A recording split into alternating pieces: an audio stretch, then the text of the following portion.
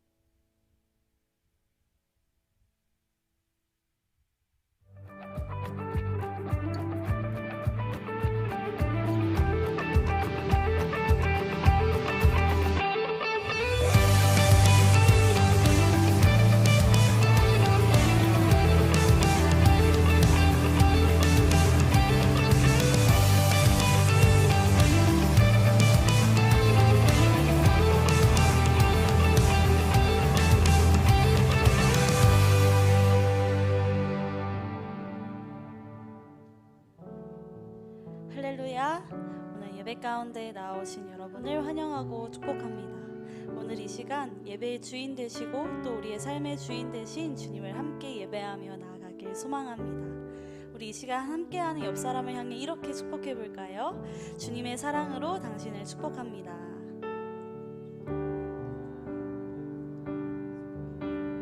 아멘. 우리를 구원하신 주님의 사랑, 그리고 그 사랑으로 우리를 구원하신 그 은혜를 기억하며 오늘 예배 가운데 함께 나아가기를 소망합니다.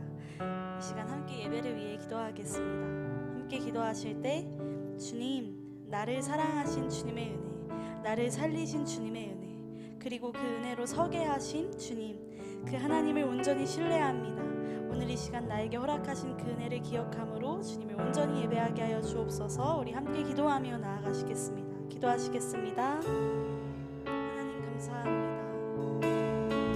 우리를 살리신 주님, 우리를 사랑으로 언제나 이끄시고 그 사랑을 날마다 채워주시니 감사합니다. 우리가 이 시간 그 은혜를 바라보며 나아가는 그 은혜 앞에 주님, 그 주님을 신뢰하며 믿음으로 걸어가기 원합니다.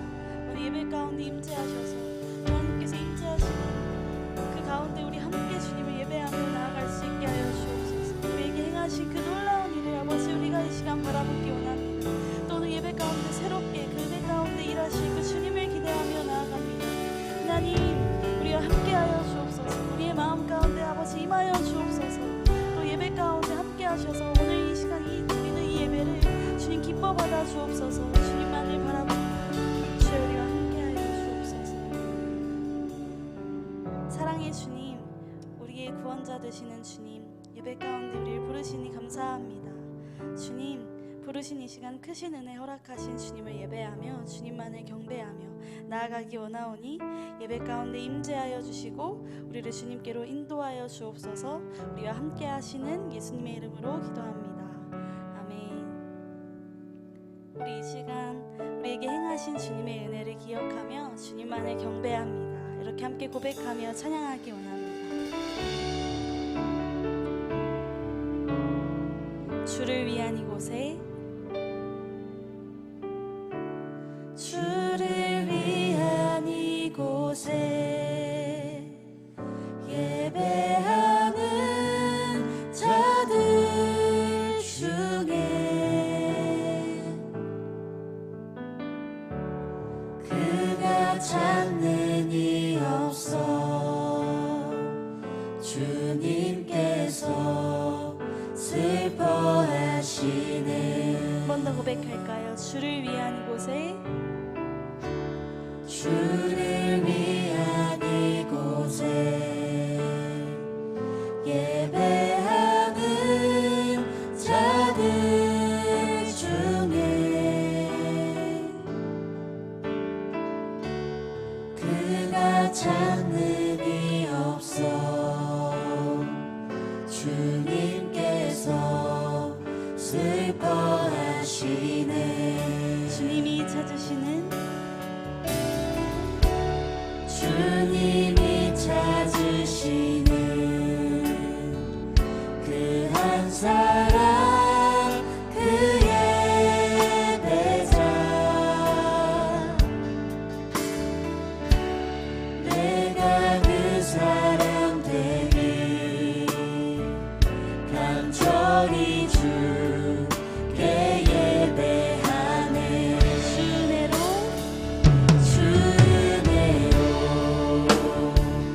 이곳에 서 있네.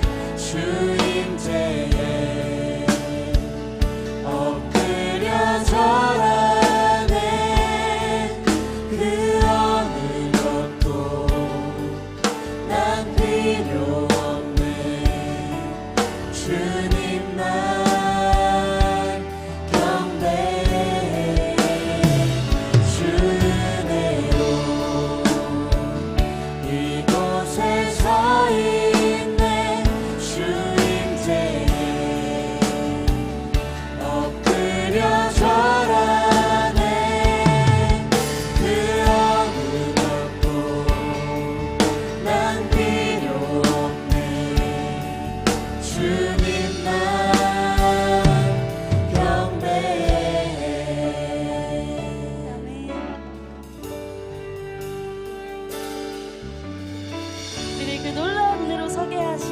주님을 바라보며 함께 한 번 더 고백합니다. 주를 위한 이곳에,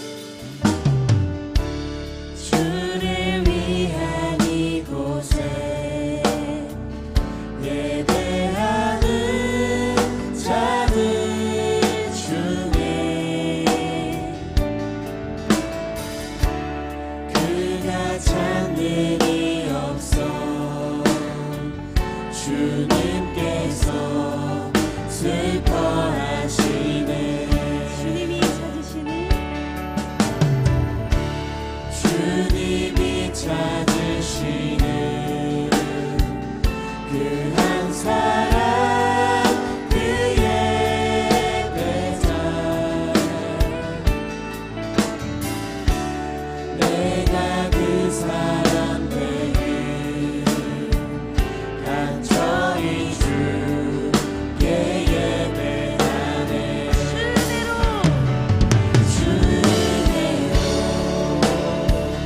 이곳에 서 있네. 주님께 엎드려 절하네. 그 어느 것도 난 필요 없네. 주님만 경배해. 주대로 이곳에 서 있네. 주님께 엎드려 절하네. 그 어느 것도 난 필요 없네. 주님만. 우리 한 번 더 고백합니다. 주대로, 주대로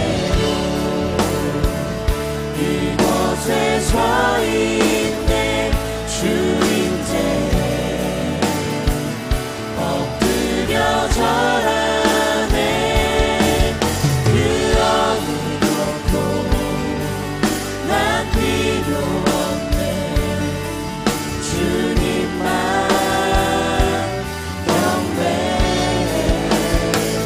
주대로 이곳에 서 있네. 주님께 엎드려 절하네. 그 어느 것도 난 필요 없네.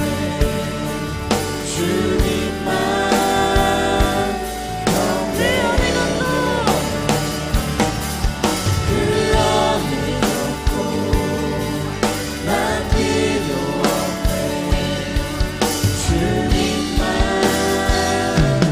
경배해.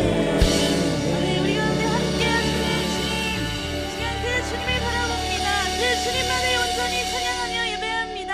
아멘. 우리 시간 가능하신 분들은 자리에 일어나서 그 놀라운 은혜를 함께 기뻐 찬양하기 원합니다. 할렐루야.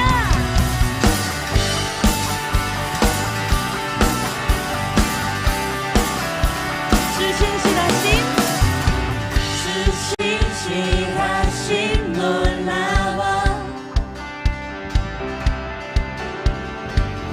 죄인의 마음 흔드네. 자비의 물가로 인도하시니 그 무엇도 끊지 못해. 고백할까요? 주 신실하신, 주 신실하심 놀라워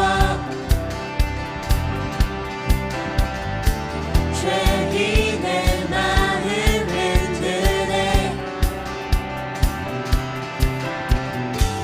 자비의 물가로 인도하시니 그 무엇도 끊지 못해. 주여, 주여 기억하소서. 주 백성 자녀는 신실한 주님의 약속. 주님의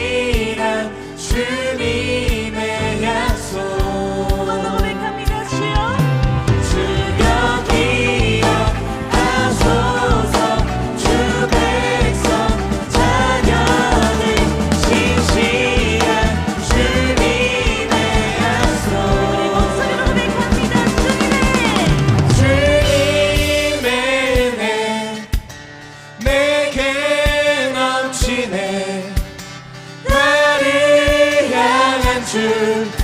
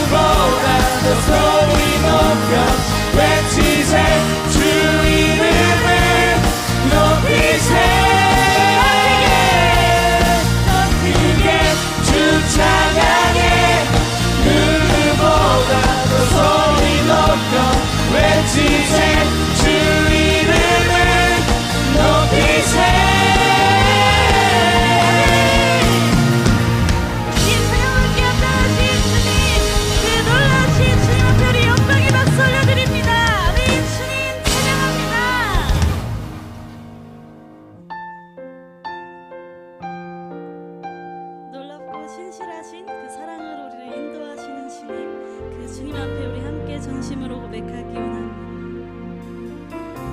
예수 사랑합니다. 예수 사랑합니다. 사랑합니다. 온 마음 다하여 오직 주님 한 분만 간절히 더 원하네.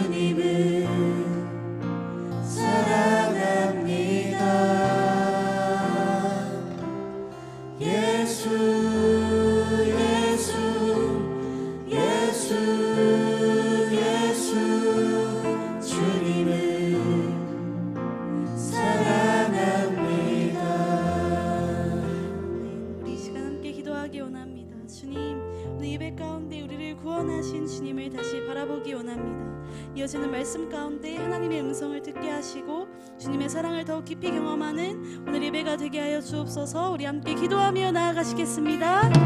주님, 우리를 구원하시는 이 우리에게 허락하신 그 놀라우신 은혜를 예배 가운데 다시 바라봅니다.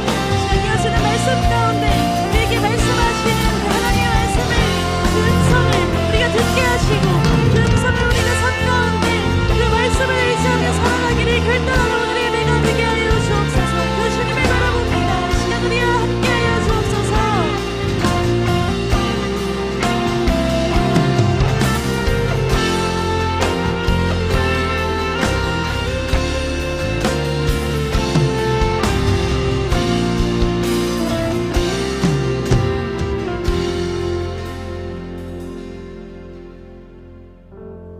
사랑이 많으신 하나님, 오늘도 우리 모두 이 자리에 나와 함께 예배드리게 하심에 감사합니다.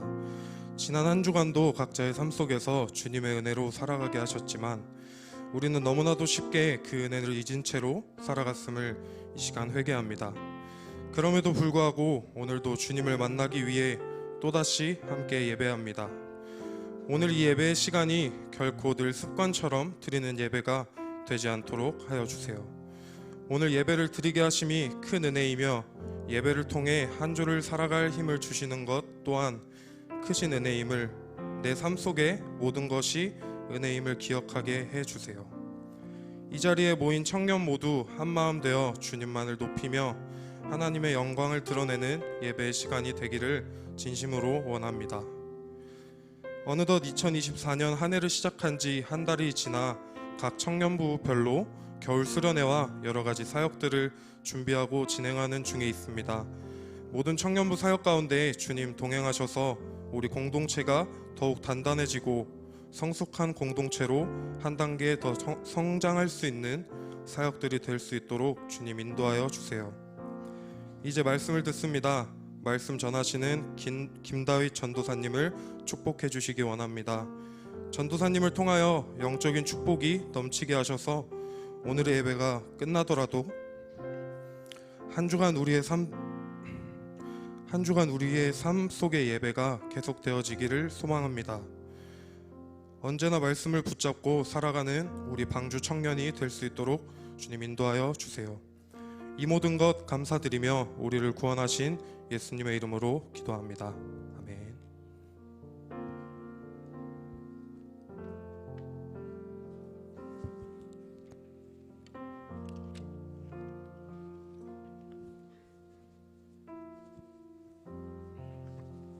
네, 안녕하세요.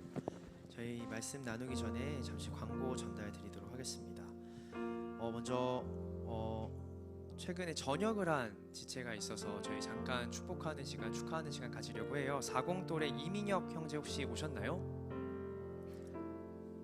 40돌의 이민혁, 네, 잠깐 자리에서 일어나 주시면 저희 박수로 고생했다고 축하하고 위로하는 시간 갖도록 하겠습니다. 감사합니다. 네, 또 공교롭게도 내일 입대하는 친구가 있어서 잠깐 또 소개하도록 하겠습니다. 저희 43돌의 정혜찬 청년 자리에 있으신가요? 네, 저희 또 위로의 박수, 격려의 박수 해주시기 바랍니다. 건강하게 잘 다녀오시기 바랍니다. 네, 이어서 광고 드리겠습니다. 1청년부 겨울 수련회가 이제 2주 앞으로 다가왔습니다. 저희 2월 16일부터 18일까지 마일리지라는 주제로 겨울 수련회를 2박 3일간 진행하고자 하는데요. 수련회 신청 2월 14일까지 수요일까지 저희가 받습니다. 그리고 수련회 바로 전날인 2월 15일에는 저희 목요 성령 집회 시간에 맞춰서 수련회를 위해 함께 기도하실 분들 모여서 함께 기도하는 시간 갖고자 합니다. 네, 7시 반에 모여서 함께 먼저 수련회를 두고 기도하고 이어서 목요 성령 집회 참여해서 같이 집회를 하고자 하오니 많은 분들의 참여를 부탁드립니다. 또 수련회 관련해서 차량 문의를 주시는 분들이 계세요. 모두 다 참여하기 어려워서 자신이 참여 가능한 시간대에 혹시 차량이 운행하는지를 알고자 하는 분들이 계신다고 들었는데 차량 문의는 저희 전진원 총무님께 연락 주시면 친절하게 알려드리도록 하겠습니다. 네, 이청년부 겨울 수련회도 3월 22일부터 24일까지 2박 3일 동안 파주수양관에서 진행됩니다. 참가 신청 링크는 2월 25일 날에 오픈할 예정이오니 그 전에 일정 같은 것들 개인 스케줄 확인해 주시고 신청 링크가 열렸을 때 많이 참여해 주시면 감사하겠습니다. 삼청령부도 3월 16일부터 17일까지 1박 2일 동안 수양관에서 겨울 수련회를 진행합니다. 신청 링크는 2월 11일 다음 주 주일 날에 오픈될 예정입니다. 동일하게 많은 참석을 부탁드립니다. 이어서 다음 주 2월 11일 주일 예배는 저희가 이곳 콘서트홀이 아닌 본당 2층에서 드립니다. 설 명절 기간이어서 따로 오후 예배가 없기 때문에 오후 예배를 드리는 성도님들과 함께 저희 청년지체들이 같이 본당에 모여서 예배를 드립니다. 네, 예배 참여하시는 분들은 참고해 주셔서 다음 주 주일은 본당 2층 대성전으로 모여주시면 감사하겠습니다. 이외에 선교 작전 카드를 계속 저희가 받고 있습니다. 나가실 때 혹은 들어오실 때 로비에 비치되어 있는 선교 작전 카드를 확인해 주시고 마음이 있으신 분들은 작성해서 제출해 주시면 감사하겠습니다. 그럼 저희 잠시 기도하고 말씀 나누는 시간 갖도록 하겠습니다. 사랑해 주님 감사합니다. 오늘도 저희 말씀 가운데 나오고 귀 기울이오니 주님의 뜻을 저희에게 알려주시고 경청할 수 있는 마음에 새기고 행할 수 있는 용기를 허락하여 주시옵소서. 감사합니다. 예수님의 이름으로 기도드립니다. 아멘. 이 시간 함께 나눌 말씀은 창세기 19장 12절에서 22절까지의 말씀입니다.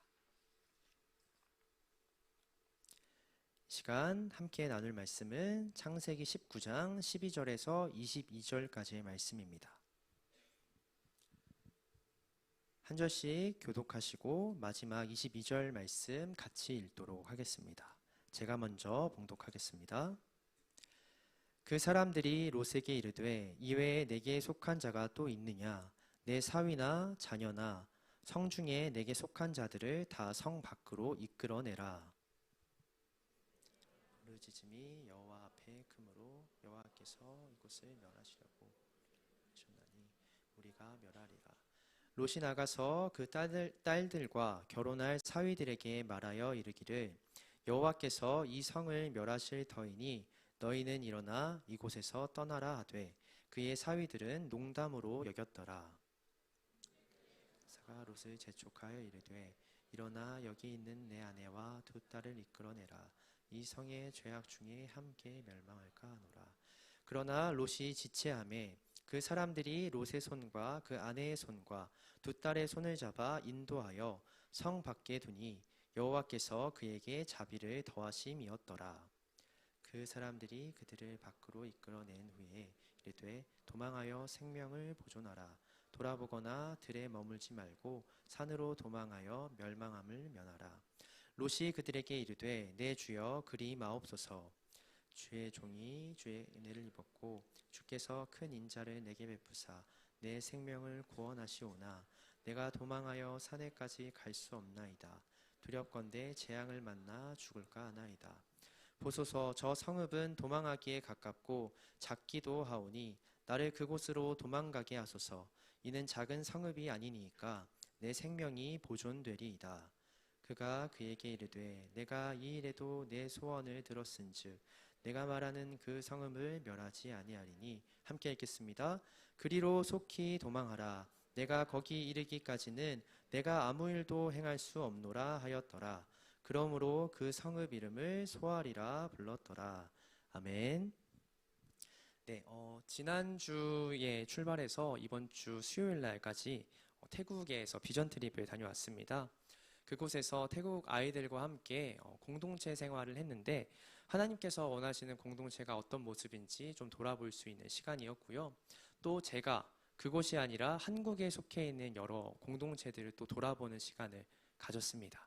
공동체 안에서 어떤 모습으로 어떤 마음으로 살아가야 될지 고민을 하던 와중에 오늘 이 본문 말씀을 하나님께서 저에게 주셔서 같이 묵상한 바를 나누고자 합니다. 우리는 때로 누군가가 받는 처벌을 보면서 본보기를 삼을 때가 있습니다. 여러분들에게 익숙한 표현 중에 일벌백계라는 표현이 있죠. 한 명을 벌해서 100명에게 교훈, 훈계를 내린다라는 뜻입니다. 하나님께서도 종종 성경을 보면 악인들을 심판하시어서 아직 심판 직전에 있는 사람들에게 경고를 날리시는 모습을 볼 수가 있는데요. 어쩌면 하나님께서도 정말 마지막에 사용하시는 방법이지 않을까 싶습니다.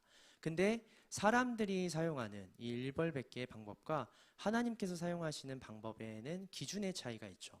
하나님은 돌이킬 수 없는 죄를 저지른 사람, 악인, 그 중에서도 자신뿐만 아니라 수많은 생명과 영혼들을 해치는 이들에게 이런 벌을 내리신다고 하면은 그것을 통해 다른 많은 이들에게 교훈을 삼고자 하신다면 사람들은 보통 어쩔 때 이런 일벌백계의 상황을 사용할까요? 어떤 이들을 희생해서 다른 이들에게 교훈을 주려고 할까요? 보통은 약자를 희생해서 다른 많은 이들에게 교훈을 주고자 합니다. 그래서 일벌백계와 비슷한 표현으로 살개경후란 말이 있습니다. 닭을 잡아서 원숭이들에게 경고를 한다는 뜻인데요. 옛날 중국에는 원숭이들이 똑똑하지 않습니까? 그래서 원숭이들에게 재주를 부리기 위해서 돈을 버는 사람들이 많았던 것 같습니다. 근데 원숭이들이 똑똑하긴 하지만 또 고집이 세고 주의가 산만하거든요. 그래서 어릴 적부터 이 원숭이들을 길들이는 여러 가지 방법을 사용했는데 그 중에 하나가 바로 닭을 잡는 것입니다. 닭을 잡으면 닭은 목이 끊어져도 사후경직이라고 하죠. 몇 초 동안 이리저리 날뛰면서 자기가 죽을 때 흘리는 그 피를 이리저리 사방에 뿌린다고 합니다. 원숭이가 그 모습을 보면 정말 겁을 많이 먹는다고 해요. 그래서 원숭이가 말을 듣지 않을 때마다 재주를 부리려 하지 않고 고집을 피울 때마다 원숭이 조련사들이 이런 방법을 사용했다고 합니다. 왜 그랬을까요? 닭이 원숭이보다 훨씬 싸니까요. 닭 한 마리를 잡아서 원숭이 10마리를 100마리를 훈련시킬 수 있다면 이 조련사의 입장에선 닭을 죽인 값에 몇십 배, 몇백 배의 이윤을 남길 수 있기 때문에 닭을 그렇게 잡았다고 합니다. 살개경우란 그런 뜻입니다. 하나님께서 우리에게 경고를 내리시는 방법과는 조금 다르죠. 왜요? 희생의 대상이 약자이기 때문입니다. 약자, 가장 보잘것없고 낮은 자를 통해서 다른 이들에게 경고를 날리는 것, 그래서 통치자가 내 마음대로 그 백성들을 압제하고 다스리는 것, 그것을 살개의 경우라고 합니다. 오늘 본문 말씀에는 그런 잔혹한 통치 방식을 보여준 한 도시국가가 등장하는데요. 바로 소돔이라는 국가입니다. 소돔뿐만 아니라 당시 소돔과 같이 이루어져 있었던 많은 고대 국가가 사실 이런 방식을 선택했어요. 가장 약하고 보잘것없는 이들을 희생시켜서 다른 공동체원들에게 경고를 날리는 통치 방식을 말입니다. 성경은 소돔과 고모라 중에서 상대적으로 소돔에 대해 더 자세히 다루고 있습니다. 소돔은 가나안 골짜기의 5서금 중 하나로 기름진 토양을 가진 부유한 도시였다고 합니다. 그러나 하나님께서는 소돔에 대한 하나님의 생각을, 당신의 생각을 딱 한 문장으로 표현하셨는데요. 이렇습니다. 소돔 사람은 여호와 앞에서 악하며 큰 죄인이었더라. 얼마나 풍성하고 얼마나 화려한 문명을 갖고 있었는지에 하나님은 관심을 가지지 않으셨고요. 죄인이었다라고 한마디로 표현하십니다. 하나님께서는 결국 소돔 사람들을 벌하기로 결정하셨습니다. 이를 위해 먼저 2 천사를 소돔으로 보내는데요. 그곳에서 과연 어떤 죄악들이 일어나고 있는지, 그곳에 거하는 사람들이 어떤 모습으로 살아가고 있는지를, 그 공동체성을 더 자세히 살펴보시기 위해서였습니다. 창세기 18장 20절에서 21절 말씀을 보면 하나님께서 실제로 천사들을 보내서 내가 들은 부르짖음과 그들이 실제로 행하는 모습들이 같은지 아닌지 살펴보고 알고자 한다 말씀하셨습니다. 그냥 들리는 소문에 의해서가 아니라 하나님께서 직접 소돔의 모습들을, 그 삶의 형태들을 보시고 심판하시겠다 말씀하신 것이죠. 2 천사들은 소돔과 고모라의 죄악을 2 눈으로 직접 목격하게 됩니다. 하나님께서 말씀하신 대로 죄악에 물들어 있던 소돔의 백성들은 그 도시와 함께 멸망의 심판을 받습니다. 그러나 죄인 가운데서도 믿음을 지키고자 애썼던 롯과 그의 가족들에게만은 자비가 주어졌죠. 그것이 우리가 알고 있는 소돔의 이야기입니다. 하나님 보시기에 소돔 사람들의 모습이 어찌 그리 악했기에 하늘에서 불을 내리시면서까지 그들을 잔혹하게 심판하셨을까요? 오늘 소돔의 모습을 통해 우리가 속해 있는 공동체를 한번 돌아봤으면 좋겠습니다. 첫 번째로 하나님 보시기에 소돔은 나그네들을 박해하고 학대하는 사람들이었습니다. 하나님께서는 예로부터 고아와 과부, 노인과 나그네를 따뜻하게 환대하라고 명하셨습니다. 내가 그들의 모습으로 너희들을 찾아올 수 있다라고 말씀하시면서까지 그들을 극진히 모실 것을, 극진히 보살필 것을 말씀하셨습니다. 환대란 반갑게 맞아 정성껏 후하게 대접한다라는 뜻입니다. 우리 집에 흔히 하는 표현이죠. 예수님이 하룻밤 머무신다고 생각할 때에 우리의 모습을 떠올리면 좋을 것 같습니다. 예수님에게 늘 먹던 밥을 대접하거나 후줄근한 잠옷 하나 던져드리며 청소도 안 된 빈방으로 안내하려는 사람은 없지 않겠습니까?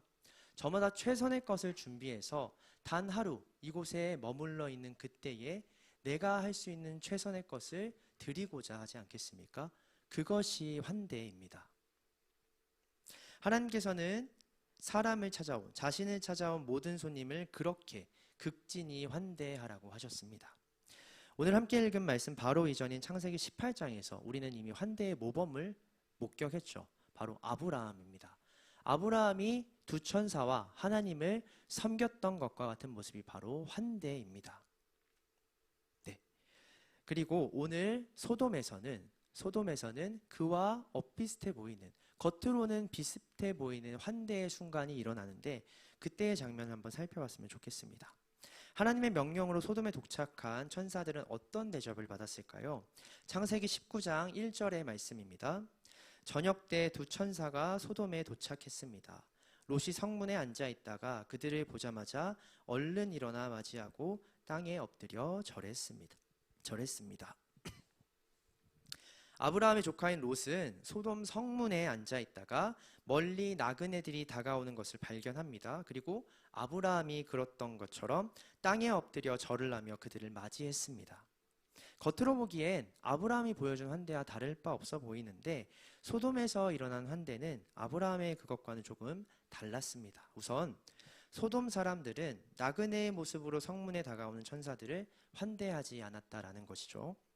롯을 제외한 어떤 사람들도 그들 앞으로 나오지 않았다는 것입니다. 그리고 또 우리가 주목해야 할 점은 당시 롯이 있던 소돔 성문이 연륜 있는 노인들이 모여 있거나 공공 집회가 열리거나 권위 있는 사람들이 법정 논쟁을 걸쳐서 누군가를 판결하는 곳이었음을 알아야 한다는 것입니다.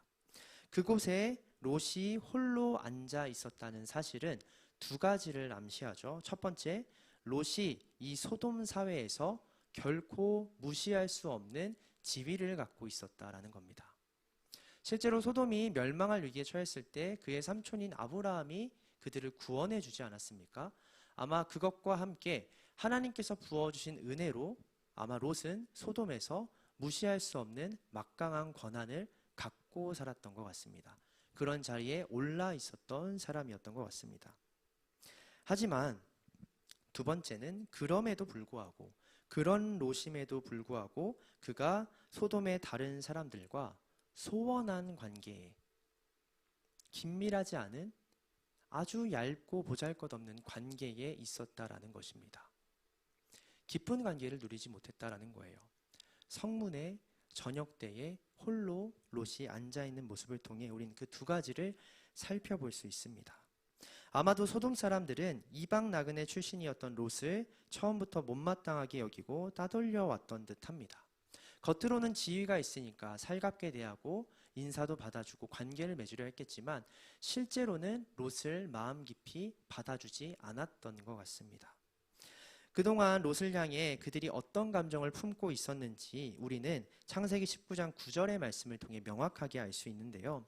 롯의 집으로 쳐들어오고자 했던 소돔 사람들에게 롯이 만류하자 그 얘기를 들은 소돔 사람들이 이렇게 반응합니다. 그들이 저리 비켜라 하고 외치며 다시 말했습니다.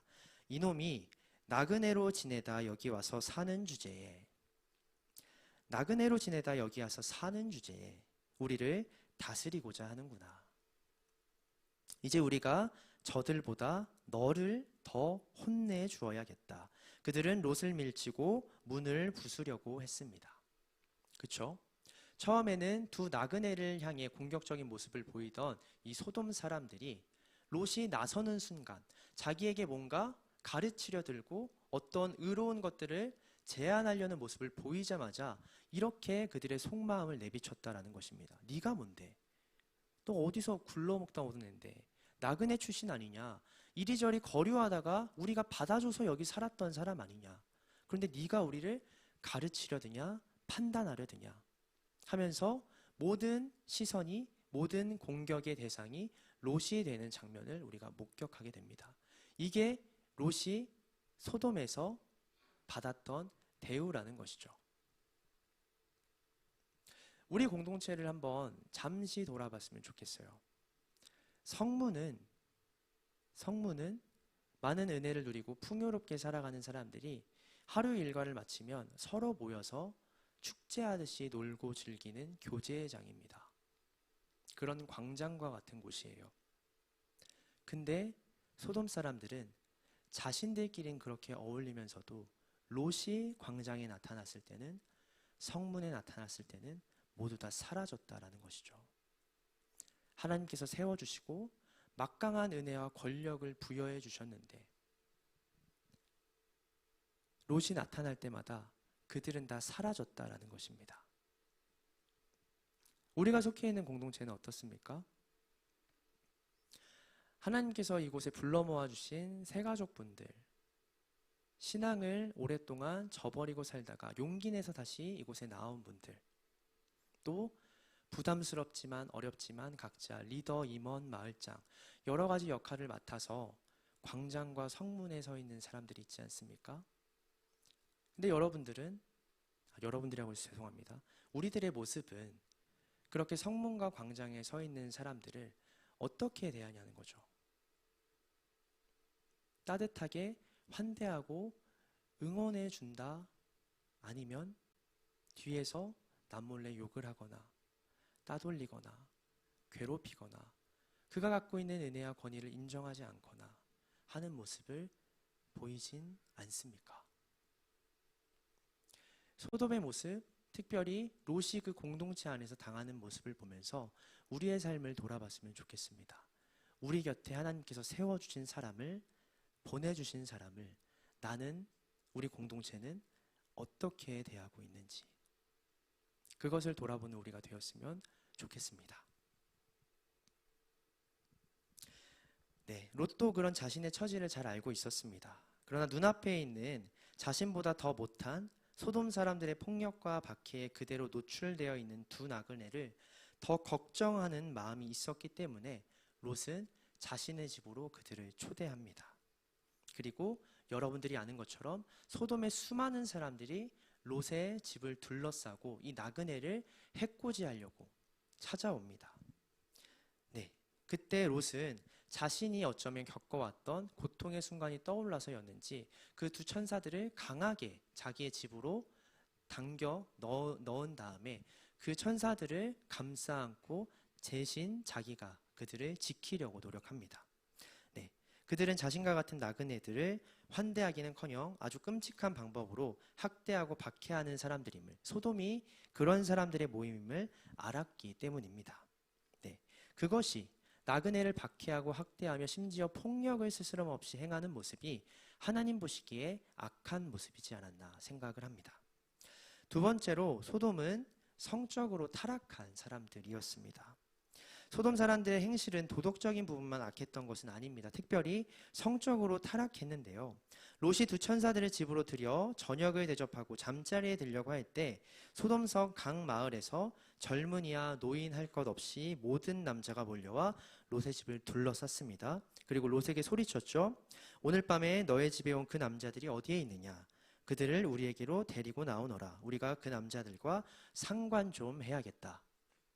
여기서 상관으로 번역된 히브리어 야다는 본래 누군가를 경험하여서 알아간다라는 뜻인데요. 성적인 행위로 해석하면 단순히 성적인 관계 자체를 의미합니다. 즉 지금 소돔 땅에 사는 모든 남자들이, 노인과 어린아이 할 것 없이 모든 남자들이 오늘 저녁에 방문한 두 나그네 천사들과 성관계를 맺고자 했다는 것이죠. 그들의 요구는 일반적인 사랑의 사귐이나 관계와는 정말 거리가 멀어 보입니다. 그것은 겁탈이었고 분명한 폭력과 범죄의 모습을 띠고 있었는데요. 그들이 오늘 처음 본 두 나그네들에게 이토록 비정상적인 관계를 요구했던 이유는 그들을 정복하고 지배하려는 추악한 욕망과 문화가 있었기 때문입니다. 당시 고대 근동 사회에서는 남성이 가진 특권이 어마어마했습니다. 전쟁에 참여할 수 있는 건장한 남성의 숫자는 곧 그 나라의 또 도시의 힘이 되었기 때문이죠. 때문에 많은 나라와 도시는 서로 더 많은 남성 시민들을 갖고자 노력했고, 반대로 다른 나라와 도시의 남성들을 줄이고자 노력했습니다. 가장 대표적인 방법은 전쟁이었는데, 전쟁을 통해 각 나라와 도시의 군병들은 적국의 남성 병사들을 최대한 많이 죽이려고 노력했습니다. 그리고 어떻게 살아남은 포로들이 생길 거잖아요.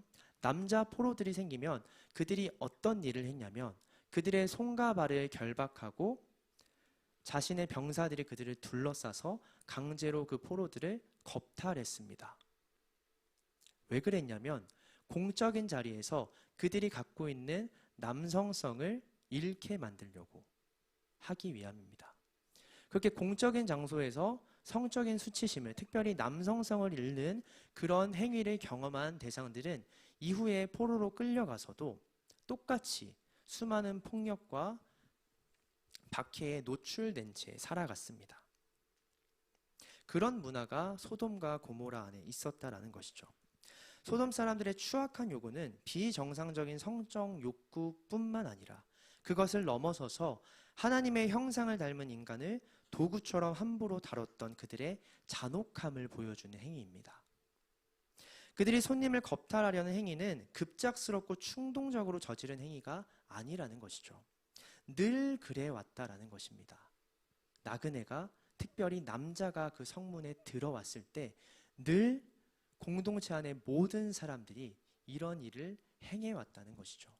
그들을 내 마음대로 휘두르기 위해서, 그들의 존귀함과 가치를 무너뜨려서 내가 언제든 편리하게 사용할 수 있는 도구로 만들기 위해서 언제나 행해왔던 관습이라는 것입니다.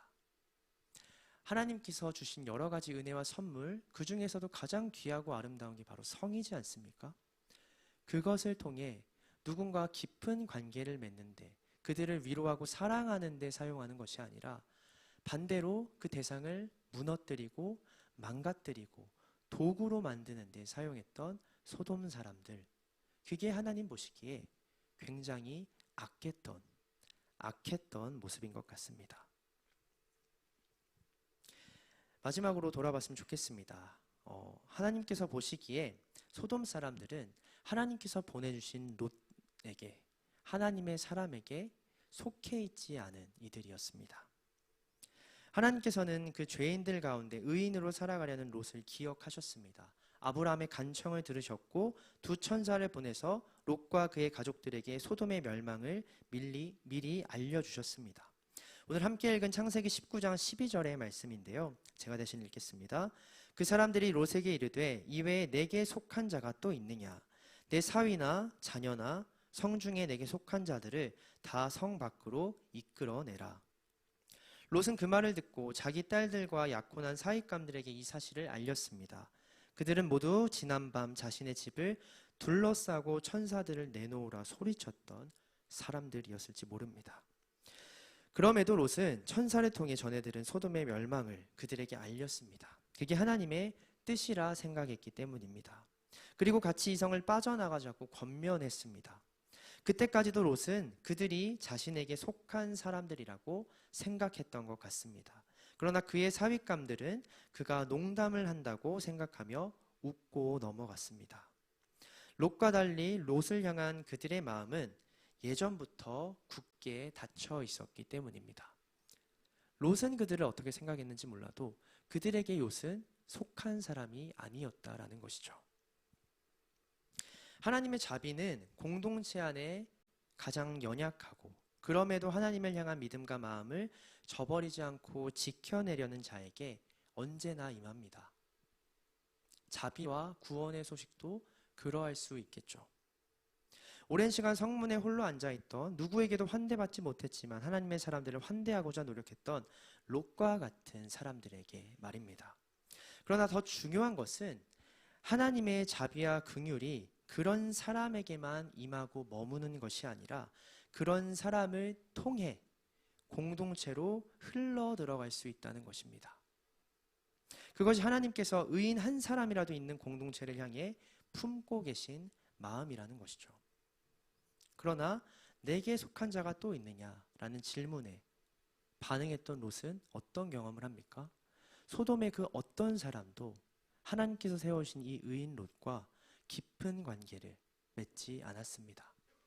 속해 있다라는 뜻은요, 그 사람의 권위나 혹은 어떤 모습을 인정하고 깊은 관계를 맺고 사랑과 책임을 서로 느끼는 관계를 의미합니다. 근데 소돔 안에 있던 어떤 사람들도 롯과 그런 관계를 맺지 않았다라는 것이죠. 하나님께서는 구원의 문을, 자비의 문을 그들에게도 롯을 통해 활짝 열어주셨는데 롯에게 속해 있는 사람이 단 한 명도 없었기 때문에 소돔은 롯을 제외한 모든 사람들이 멸망하게 되었다라는 것입니다. 우리가 가장 작고 연약한 이들을 주목하고 바라봐야 할 이유가 이곳에 있다라는 것이죠. 말씀을 마치고자 합니다. 공동체를 함께 돌아보고 그 공동체에 머물고 있는 우리의 삶을 마지막으로 돌아보고 말씀을 마치고자 합니다. 결국 소돔에는 롯에게 속해 있는 자가 단 한 명도 없었습니다. 그와 그의 가족들은 공동체 안에서 철저히 외면당하고 있었죠. 이에 천사는 그를 재촉합니다. 창세기 19장 15절에서는 서두르라고, 이 성이 벌을 받을 때에 여전히 여기에 머물고 있으면 당신도 함께 멸망할 것이다 라고 천사가 말을 하는 장면을 보게 됩니다. 그런데도 중요한 것은 롯이 지체했다라는 것이죠. 소돔의 삶에 멸망이 예언된 이 소돔 공동체 안에 이 롯이 미련을 갖고 있었다라는 겁니다. 믿음을 지키는 것처럼 하나님의 사람으로 살아가는 것처럼 보였던, 그렇게 애쓰는 것처럼 보였던 롯도 이 죄악이 가득한 그러나 풍요롭고 보기 좋아 보이는 공동체에 미련을 갖고 있었다라는 겁니다. 그리고 그 미련이 롯이 지키고자 했던 믿음도, 하나님을 향한 마음도 조금씩 어긋나게 만들었다라는 것이죠. 그의 믿음은, 이 미련으로 인해 점차 어긋나 버린 그의 믿음은 전날 밤 롯이 소돔 사람들의 악한 행위를 만류하며 건넨 제안에서 여실히 드러납니다. 창세기 19장 8절의 말씀입니다. 이것 보게, 나에게 남자를 알지 못하는 두 딸이 있네. 그 아이들을 자네들에게 줄 터이니 그 아이들을 자네들 좋을 대로 하게. 내 딸을 자네들 좋을 대로 하게. 그러나 이 남자들은 나의 집에 보호받으러 온 손님들이니까 그들에게는 아무 일도 저지르지 말게. 어떻습니까? 믿음의 모습으로 보이십니까? 롯은요, 분명히 이 순간 자신이 믿음을 지키고 있다고, 하나님의 말씀을 지키고 있다고 생각했을 거예요. 여러분은 어떠십니까? 여러분들이 보시기에는. 나그네를 환대하고 보호하는 하나님의 말씀을 지키려는 롯입니다.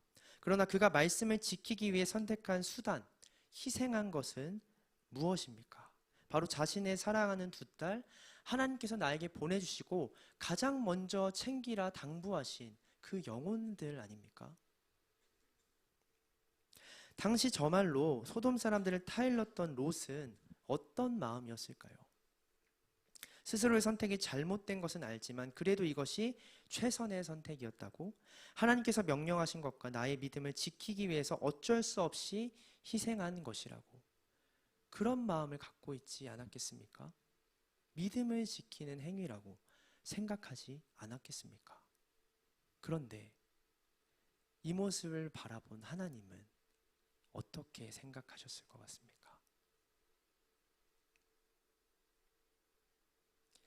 보기도 힘들 정도로 슬프고 괴로운 그런 장면이지 않았을까요?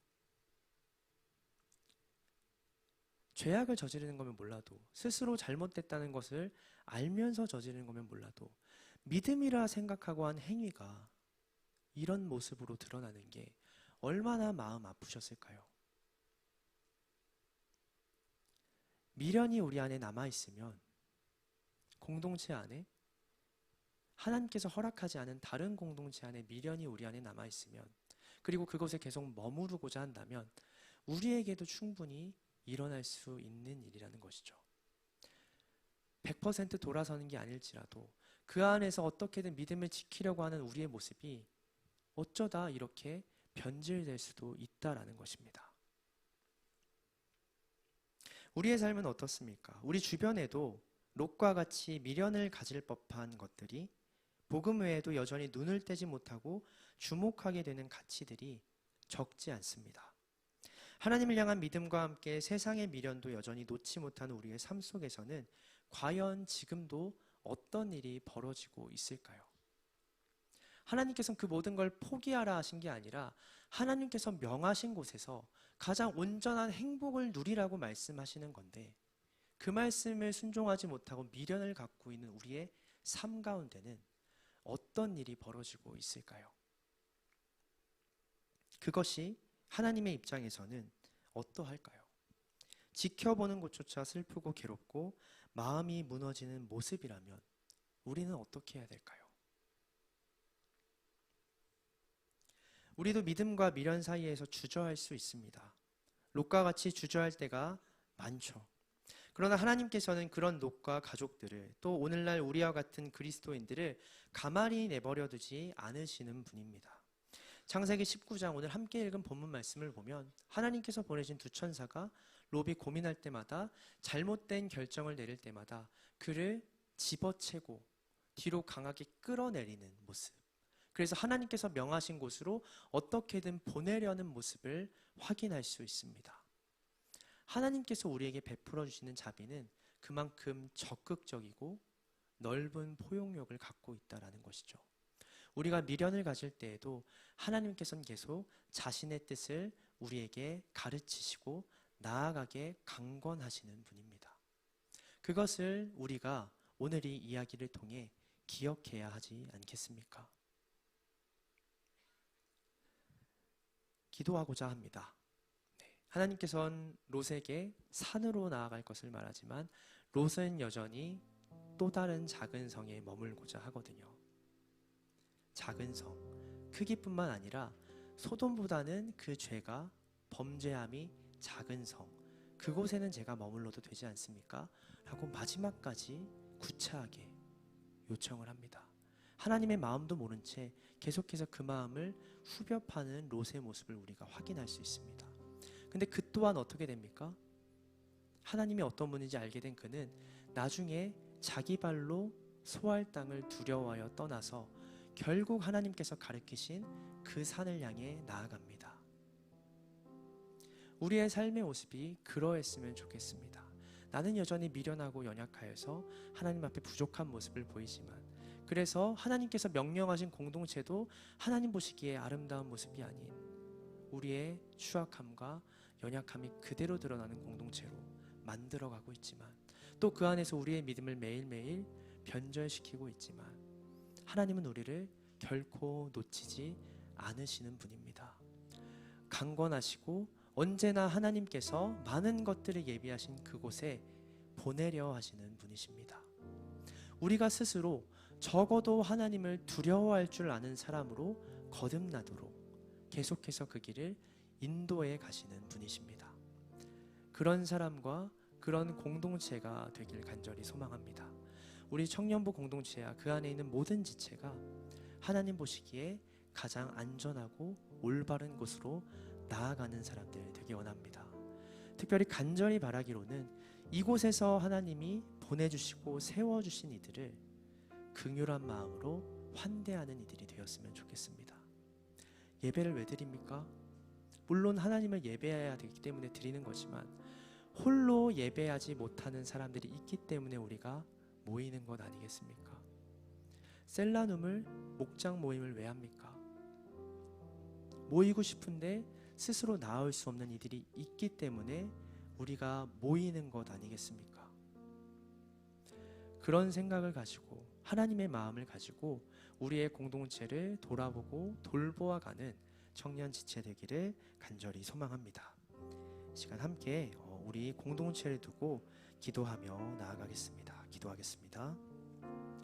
사랑해 주님 감사합니다. 오늘 저희들 소돔의 말씀을 통하여서 주님 그 가운데 롯과 또 주님께서 보내주신 두 천사 이야기를 통하여서 우리가 어떤 공동체를 이끌어가야 하는지 이루어가야 하는지 또 그 공동체 안에서 어떤 모습을 어떤 믿음을 지키며 살아가야 하는지 돌아보게 됩니다. 주님 저희들 가운데 더욱더 함께해 주시고 오늘 롯과 그에게 속해 있는 자들에게 보여주셨던 것과 같이 강건하고 적극적인 자비의 모습 긍휼의 모습 우리에게 보여주시옵소서.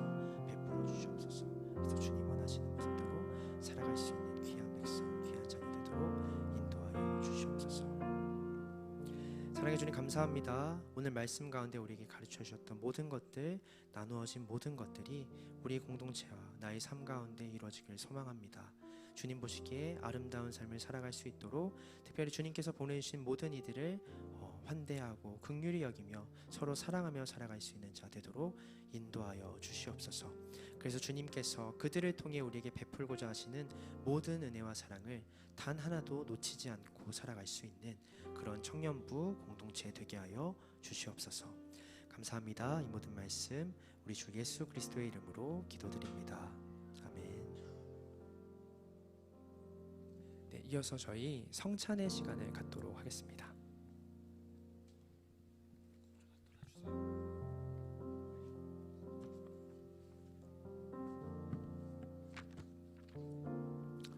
종교적 간성에 짙다 보면 누군가가 나를 위해서 죽었다는 사실을 읽습니다. 성찬식을 하면서도 이 참 사람이셨고 참 하나님이셨던 예수님을 기념하기 위한 이 예식 가운데서도 예수님을 잃어버릴 때가 있습니다. 이 시간 먼저 함께 기도하기 원합니다. 주님, 내 삶 가운데 음란함이 있습니까? 미움이 있습니까? 죄악이 있습니까?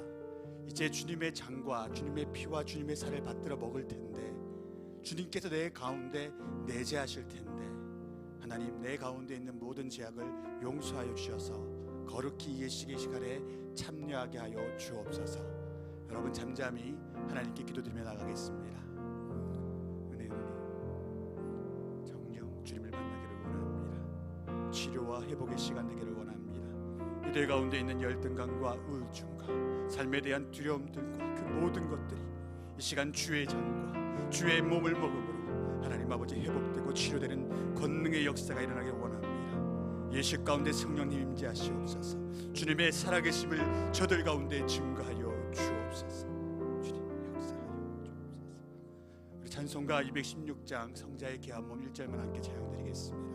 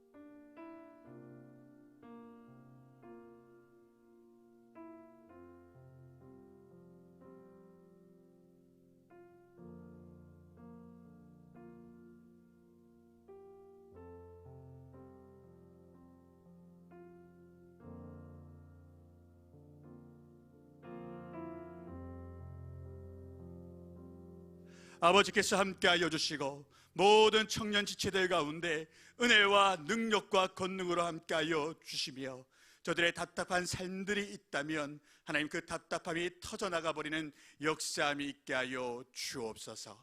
이 모든 말씀 예수님 이름으로 기도드리옵나이다. 아멘. 우리 찬송가 2절과 3절 함께 부르실 때에 성찬위원들 떡과 잔을 나눠주시기를 부탁드립니다. 지금도 날 위해 간구하시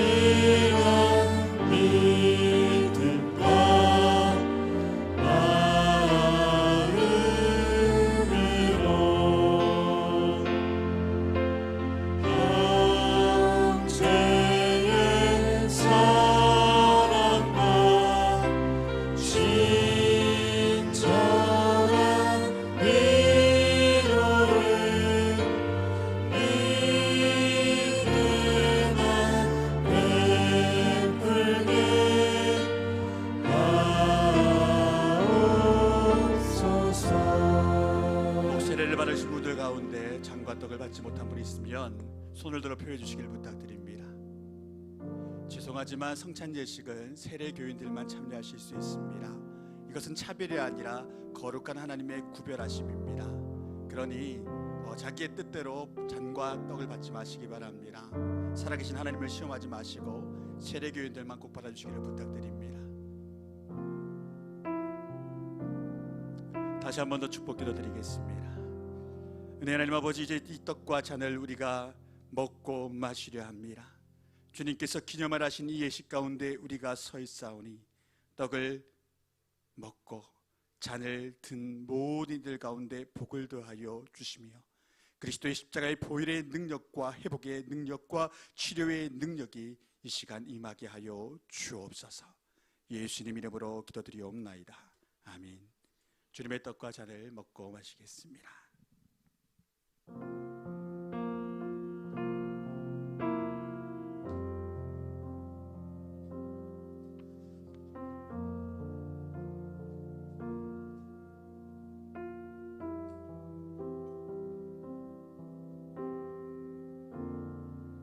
우리 보혈을 지나 하나님께 함께 찬양드리겠습니다.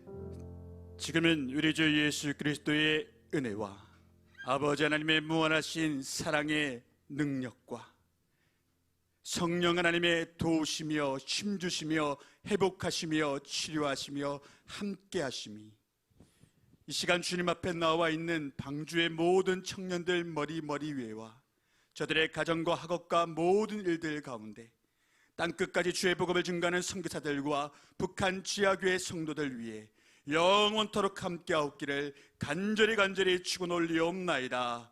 아멘.